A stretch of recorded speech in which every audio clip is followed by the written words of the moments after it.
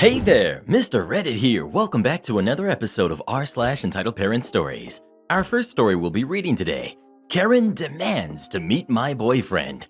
After that, guest demands a comped stay, ends up getting charged $850. And after that, either be fired or accept a massive pay cut. Okay, I'll take the firing. Now for every thumbs up this video gets, one Karen has to eat a bowl of Fruit Loops. Hey, now we're talking. That's really soggy. Yeah! So please smash that like button. And if you're new, subscribe and turn on notifications for new stories from Reddit every single day. Karen demands to meet my boyfriend. So I, 27 female, have lived with Jay, 30 female, for 4 years. We started off as housemates. She is now my closest friend.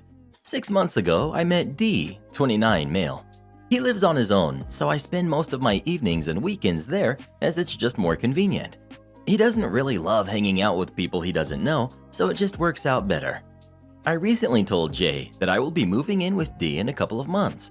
I thought she would be upset, but she just said okay, and it wasn't until I asked her if she thought I was making a mistake. She said that she couldn't have had an opinion as she had never really met him. He has been over once or twice, but only for about 10 minutes each time as he was picking me up. She said she thought it was odd that we had never really all hung out, especially as I have spent quite a bit of time with his friends. She then said that it was rubbish that we never spent any time together anymore, and that it was clear that as soon as I moved out, we wouldn't be friends anymore. To fix this, I suggested that when he finished work yesterday, he would come around to our place and we would all hang out and have dinner, etc. So he finished work, messaged me, and suggested that we go play tennis for a couple of hours before dinner. I told my friend, and she replied that she has a little housework to do, but could then be free for that. I apologized and clarified that I just meant my boyfriend and me, and that I would be back in a couple of hours for us all to hang out. She got really upset and said not to bother, as clearly I didn't want to spend any time with her, and that today was supposed to be time for them to get to know each other. I tried to reason with her that I was going on a date, and she couldn't expect to come with us on a date, but she was still really annoyed. She said that she can't believe I would throw away a long friendship on a guy, and asked if I was embarrassed of her. She ranted for a bit, saying that she has always met other friends' partners, and they end up becoming friends too, and said that she wondered if he was controlling and stopping me from seeing people just because I quit my netball club because it took up too much of my time. I must admit that I got angry and accused her of being jealous because I have found someone and she is still single and older than me, and that my relationship is nothing to do with her, and that I just like spending time with the person I will probably end up marrying. I haven't spoken to her since yesterday, and looking back, I probably did overreact, but I think it's ridiculous that she is assuming about things that she doesn't know about and thinks that she could actually be invited on a date. So, am I the jerk for wanting to spend time with my boyfriend? Well, who do you think is the jerk? OP or her friend? Please let us know. Yowza canowza. I can't wait to read these comments. Guest demands a comped stay, ends up getting charged $850. Guest attempted to check in around 3 p.m. into a prepaid reservation. Despite it being prepaid, we have a $300 security deposit that is mandatory. Her card was declining for the deposit, so we could not check her in. Guest left the hotel around 4 p.m. and ended up coming back with her friend around 11 p.m. Her friend spent $100 on an Uber to come to our hotel and put his card down for the deposit so she could check in, then had to Uber back for another $100. That's a good friend right there. The next morning, she brought me down a piece of paper filled top to bottom with her demands. First, she wanted her entire stay comped. Second, she wanted additional comped nights in the future. Lastly, she wanted comped room service and breakfast. Her reasoning? We didn't let her check in due to her card declining. Her: so, what do you think? Me: we can't comp things for you because your card declined. That is not an error on our part. Her: oh, so you're basically just blaming me then? Me: I'm not blaming you for anything. I'm simply stating that it is not the hotel's fault that your card declined. I had to wait hours since I couldn't check in. You couldn't check in because your card declined. My friend had to spend $200 on an Uber to come here. He lives very far away, but he came all the way here to put his card down for me. All this trouble for a deposit. Me: he had to do that because your card was declining. Yeah, okay, everything is my fault. Me. What would you expect the hotel to do in a situation where your card is declining? If we don't have your card on file, then we can't check you in. It's not our fault that your card was declining. Her. I am a movie producer from London. My card has declined because I'm traveling. Me. I don't doubt that. But again, we can't give you comped things because your card declined. Her. Oh, and I guess that I'm such a horrible person and everything is my fault because my card declined. I didn't say that. She left the front desk. Luckily, that day was her checkout date, so we wouldn't have to deal with her much longer. Or so I thought. Her. I'd like a late checkout. Me. Unfortunately, I cannot offer you a late checkout. Why? Because we are booked tonight. Every single room? Yep. She hangs up. At 11 a.m., security informs me that the guest is outside speaking to different guests. I walk out there, and other guests tell me that this crazy lady is bothering them. As I walk up to her, she was sitting with two random guests. Me. Excuse me, gentlemen, is everything okay? Anybody bothering you? Them. It's fine, we're okay. Her. The only person bothering them is you. Me. So you guys are sure everything's good? Them. Yeah, it's fine. Her. Bye. You can go now. Me.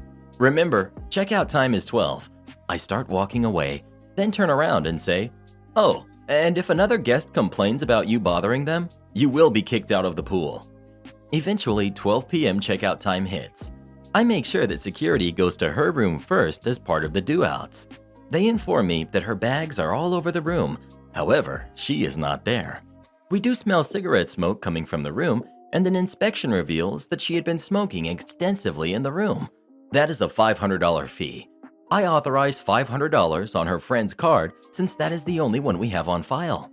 1 p.m. hits, then 2 p.m., and the guest does not come back to the hotel until 6 p.m. I post a $300 late checkout fee to her room as well. With the smoking fee, late checkout fee, and resort fee, the total we have placed on her friend's card is $850. When she came back to the hotel, we told her that we cannot release her items to her until we get a signature by the cardholder accepting these charges. The guest threw a fit, screamed that she is bringing the media and the press to the hotel, then left.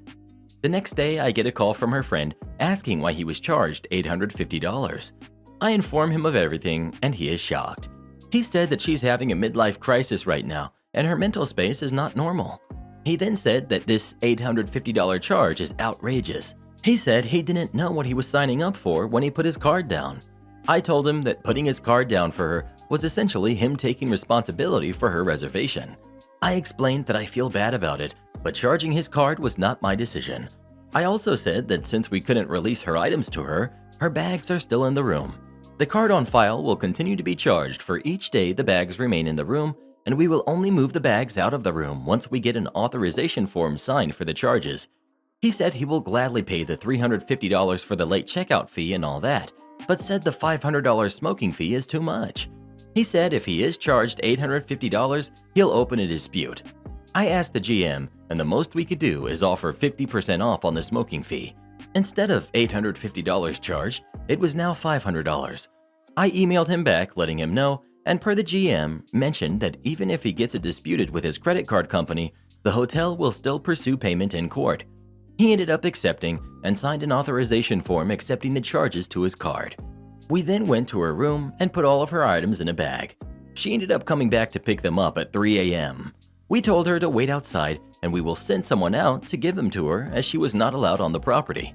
Overall, I felt really bad for the friend. He Ubered a great distance to come put his card down for his friend. She ended up getting him on the hook for $850, and his first instinct was to compliment her character and explain to me that she's just dealing with some things right now. But it is what it is. The hotel had to do what it had to do. Either be fired or accept a massive pay cut. Okay, I'll take the firing. I worked for this company for 14 years. I loved working there for 12 of those years. There were two main parts to the job. The first part was the sales side of things. This was away from the office and the customer's location. This involved quite a bit of driving and on a couple of occasions flying abroad to work face-to-face with the customers to deliver a high-quality product. We weren't the cheapest, but we were the superior product. and I was the best employee when it came to delivering the product. I constantly got rave reviews from customers for my personal style when it came to delivering the product and executing the customer's vision. I got a huge amount of repeat business, and I got a lot of new business through word of mouth with customers recommending the company based on their experiences with me. The second part was the office side. This was my weaker side. I hated cold calling potential customers with numbers I found in the phone book. When it came to answering the phone and speaking to potential customers who initiated contact with us, I was fine, but I wasn't great at making the calls. This was my only real, not so great part of my job. So in the office, I wasn't asked to make any calls. Instead, I prepared product, designed new product, trained new staff members, ended up being one of the biggest parts of my job. I was also the problem solver, helping out whenever and wherever, filling in for sick employees wherever I could. I liked the owner and I liked the manager. I liked all of the staff who were around me. All in all, it was a great job that I was really good at and took pride in. The company had been doing so well that the owner had slowly expanded over the 12 years since I started working for the company. I had joined about 3 months after he started, so I had been part of this expansion. I worked out of my nearest office, but often traveled to other areas to train their staff. I was loaned out, as it were, to other companies to help train their staff. At one point, I was a guest lecturer at a university teaching medical students how to deliver complicated explanations to people who don't have the base knowledge that you yourself do. After 12 years, I was on a decent salary. Not massive, but I was happy. Then the owner decided to sell off part of the company. He was selling the area where my local office was. He told me he would love for me to remain as his employee, but I would need to work from a different office. This would either require me to move or to quadruple, at a minimum, my daily commute.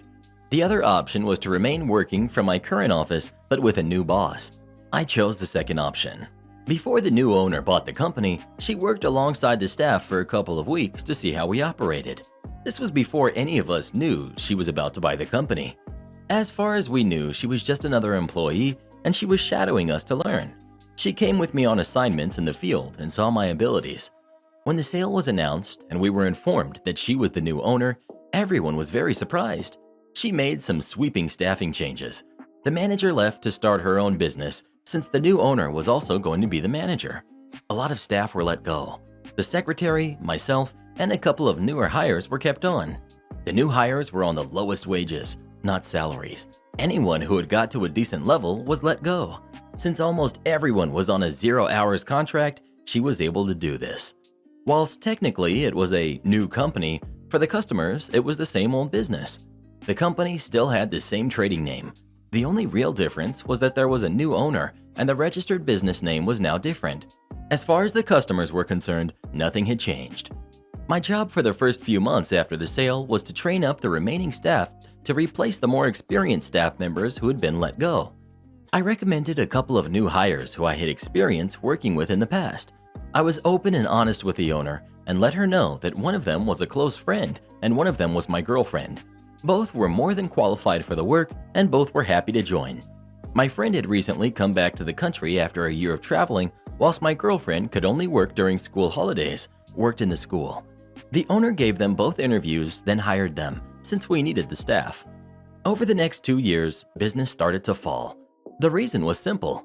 The new owner decided to try and maximize profits by increasing prices while decreasing the quality of the product. For new customers, this wasn't noticeable. They just thought we were expensive and the product wasn't the best. But for old customers who had been with us for over 10 years, they immediately noticed. They were being charged more and were receiving less/worse quality. So the owner doubled down and increased prices again. 95% of our old customers left us. New customers almost never became repeat customers. Complaints skyrocketed. Whilst all this was going on, our staff turnover rate was ridiculous. People left after a few months when they realized that the minimum wage they were being paid wasn't worth it. Under the old owner, the average hourly wage for new employees was around 2.5 times the minimum wage. This made people care about their jobs and want to keep them. My girlfriend quit. My friend remained but was looking for something new. Then I got a phone call. The owner needed me to come to the office. This was unexpected. I had just finished working on location with a customer. The next customer was in 2.5 hours. It was a half-hour drive away. The office was about an hour and 10 minutes away from both locations. If I drove back to the office, I would have about 5 minutes in the office before leaving. My mileage was paid above my regular salary, so I was saving the company money by doing this. Also, parking was a nightmare around the second location, so I intended to get there as early as possible to find parking, then read a book. The manager didn't care. She needed me to return to the office, so I did. I arrived back to be handed a letter by the owner. It was informing me of a disciplinary meeting to take place in a couple of days' time. I could bring a witness along if I desired. This knocked me for 6. I was the best employee. I had read through her list of complaints about my performance and started working on my defense. At the meeting, I declined to have a witness. Instead, I decided to record the audio of the entire meeting on my phone without informing her. Where I live, this is legal, and I didn't need consent. The boss witness was her friend who she had met at yoga and hired for an office role, firing the secretary who had been there long before the takeover. Every point she raised, I could counter. They ranged from the week, "You were unavailable to work for a week in August." I booked a week's holiday so I could attend my cousin's wedding on the other side of the country and turn it into a holiday. To the pathetic, "You were late for work on the 12th of May. Is that the day my car broke down and I called the office to let you know? I don't know. I do. Here's the receipt from the garage dated May 12th. To the downright lies. This one I can't write as a quote. Basically, she accused me of gross misconduct for breaking health and safety laws in the way I was delivering a product for a customer. I hadn't broken health and safety laws. I knew exactly what I was doing since, as I've mentioned already, I had been working here for 14 years at this point. She had witnessed me do this on multiple occasions and had never mentioned it before because it wasn't an issue. She even had me train staff in this specific delivery method because it wasn't an issue. She finished her list by telling me that she doesn't want to lose me, but she can't justify keeping such a poor employee at my current salary. I had 2 choices. I could either sign a 0-hours contract and work for minimum wage, or she could fire me with 2 weeks' notice. I countered that she would have to give me 12 weeks' notice since my contract guaranteed me 1 week's notice for every year of employment, up to a maximum of 12. She argued that I had only been her employee for 2 years, since before then I worked for the previous owner. I informed her that with how the business takeover had run, it counts as continuous employment. I quoted the exact law and code that backed me up. She asked for a 30-minute break in the meeting to let me think about her offer. She went to call her lawyer. When she came back, she informed me that since she was firing me for gross misconduct, she didn't have to give me any notice at all. If I wanted to remain and move to the 0-hours contract, I could do that today. But if I didn't, then she would have to fire me. But because she was nice, she would give me the 2 weeks notice. I asked for a couple of hours to go home and think about this. She allowed this. I knew the reason she wanted me to remain for at least the 2 weeks was because one of our few remaining bigger customers was set to have a product delivery from me in that time. They would only work with me. The owner had tried sending other staff in my place on several occasions, and each time there had been problems. It wasn't the staff's fault. It was just a very difficult delivery for a very specific customer which needed to be perfect. As a result, this customer would only deal with me. I called the office and spoke to the owner. I declined the offer of a 0-hours contract and said I would be leaving. She then said she was giving me my 2 weeks notice. I declined her offer of 2 weeks notice. I informed her that if I was being fired for gross misconduct, then surely I cannot be relied upon to safely deliver the product. Therefore, it would be best for everyone involved if I didn't return to work. She panicked and that she needed me for those 2 weeks. I feigned ignorance and let her know that I was just thinking about what's best for the company. After all, you can't have unsafe staff delivering your products to your customers. However, if she wanted to rethink the gross misconduct accusation, then I would work my 12 weeks notice. These were her options, 0 weeks or 12. She chose 12. For those 12 weeks, I worked the same way I had for 14 years. I didn't coast, I didn't slack. I didn't badmouth the company on my way out. I continued to train new staff. I continued to deliver the product in my own personal, exceptional way. I also got in touch with a lawyer who was a specialist in employment law. For those 12 weeks, the owner barely spoke to me. She resented the fact that I knew my legal rights and didn't just believe her lies. She hated the fact that I could defend myself. She was petty. She accidentally dropped my mug in the kitchen, breaking it. Most petty of all, She paid for every member of staff in the office to have a spa day except me. I was asked to work my day off to answer the phones whilst everyone else was being pampered.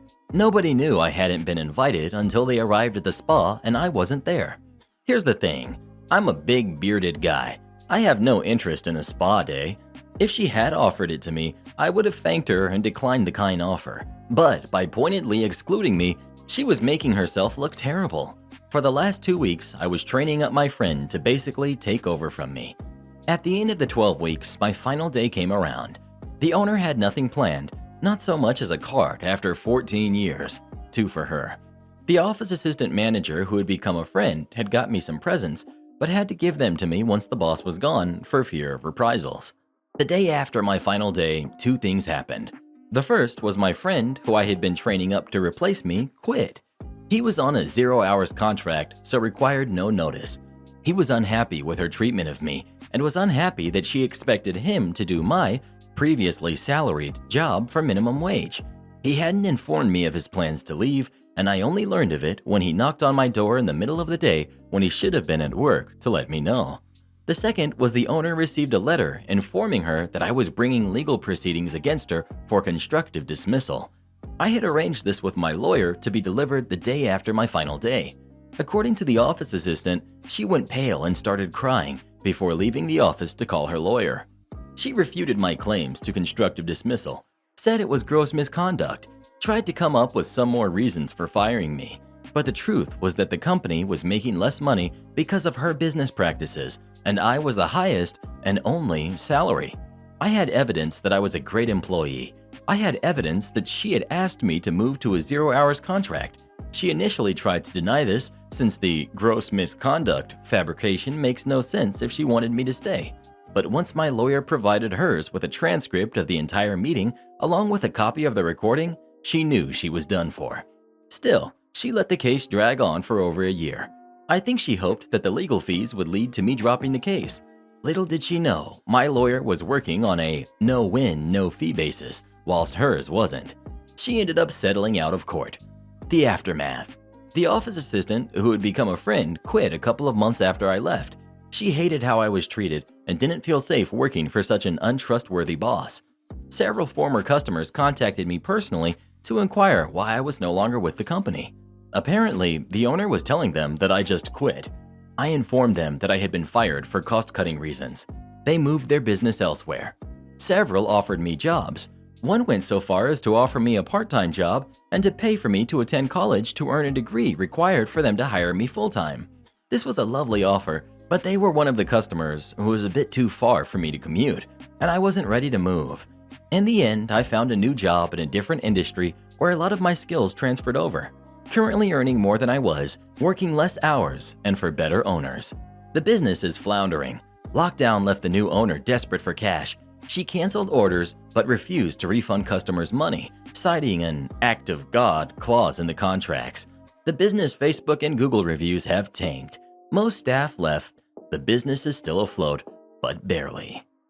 Have you ever had a boss who tried to fire you wrongfully? If so, what did you do about it? Please let us know. Nothing's worse than a boss who tries to do over their employees. Have fun running a restaurant with no recipes. So this story belongs to my father, but it's pretty fresh, and I thought I would share it here as it fits perfectly. There's a pretty long explanation before it though.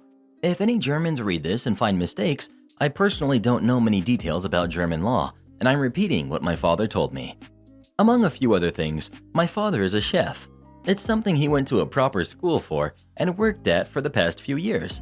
Recently, before all this lockdown stuff, he worked at a Greek restaurant in Germany as the chef with a few kitchen helpers, which basically means he cooked everything while the helpers did odd jobs like washing dishes, peeling veggies, washing meat, etc.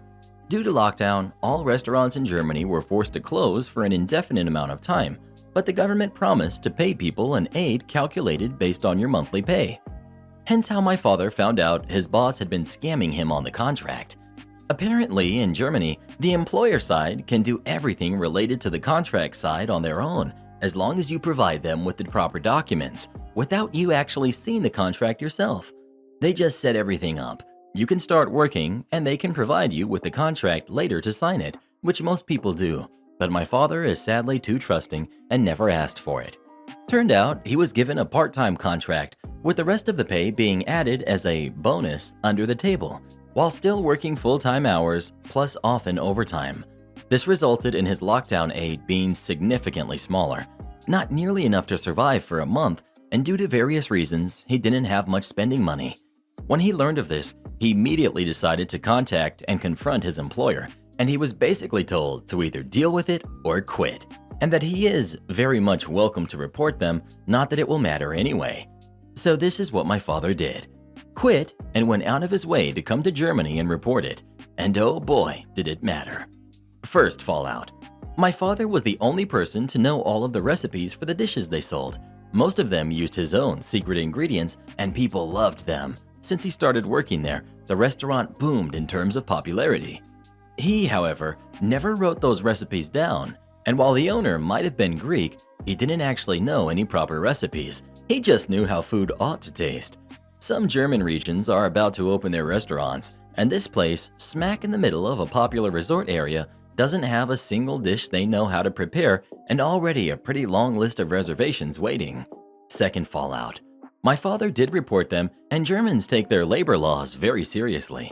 The restaurant was investigated, and they were given numerous fines, in the tens of thousands of euros range, paid to the state for this, while they were also forced to pay my father all his due pay, because legally he worked full-time hours, proven by cameras and testimony of people in the area, as the owner tried to lie about his work hours and officially was only paid part-time. This put the restaurant deep into the red, with a very high chance of having to close up and sell their place to pay off everything. And initially, all my father wanted was for his employer to just cover the other part of the government aid that he lost because of his contract. They're all the same, just grab one. I'm a parts manager at a dealership that sells, among other things, parts for small engines. Think mowers, generators, snowblowers, etc. When customers come into the store looking for parts for small engines, we almost always need a model and serial number of the engine in order to look up the correct fit to get them the correct part. 8 out of 10 times, the customer does not have this information, or they have the wrong information, like the model of the mower, not the engine. Obviously, we'll try to help the customer to avoid them having to leave to get the info and then come back. We'll ask if they bought the equipment from us, or if it had been in for service, then the model might be in our system. Sometimes we're able to ask enough questions and get enough details to be able to make a good guess as to the part that they need. Sometimes there's nothing we can do and the customer has to go back and get the model number. When you ask for the model and serial number, most of the customers are understanding, but sometimes they utter the worst 5 words you can say to a parts person. Why? They're all the same. That's what Phil decided to do. Phil, a 50-year-old, chip on his shoulder, contractor type, storms up to the counter and says he needs a carburetor for a water pump. Do you have the model and serial number? Phil huffs. Why? They're all the same. I start to reply, no sir, they are not all. He then starts to raise his voice, just short of yelling, and tells me he needs a carburetor. They're all the same. The job he's on is shut down until he gets this equipment fixed. I ask if the equipment had been here before. It hadn't. I explained to him that they're not all the same. There are thousands of different carburetors and that he'll have more downtime if we get him the wrong part. He's not having any of it. He turns beet red and finally breaks and yells at me. Just grab me a carb. You got it. I tell him I'll be right back. I go into the parts room to the very back corner where we keep old obsolete stock that's been there for years, and I pick a very particular carburetor. This carburetor had been misordered a few years back. It fits one very particular engine, a very old engine, and because of that fact, it was the most expensive small engine carburetor we had. Most carburetors for small engines run $25 to $125. This puppy retails for $299.99 and had been an eyesore on my inventory numbers for quite a while. I bring it out to the counter and tell him the price. He scoffs and hands me his card. I explain our return policy on fuel-related items. They cannot be returned if fuel touches them. He doesn't really pay attention, pays for it, and leaves. 2 hours later, one of my coworkers grabs me from the back and says a customer is asking for the manager. I ask what's going on. Coworker explains that a customer is upset because he can't return a carb because there's fuel in it. I smile because I know who it is. I go up to the counter and see it's Phil. This is the wrong carb. I need to return it. I'm sorry, Phil. I thought you said they were all the same. He turns beet red again and just says he wants to return it. I look at the packaging. It's torn open and it has dirt all over it. But most importantly, it reeks of old gas. Why would he connect the fuel line to a carb that won't fit is beyond me. I'm sorry, I can't accept this. It has fuel in it. I explained this when you purchased it.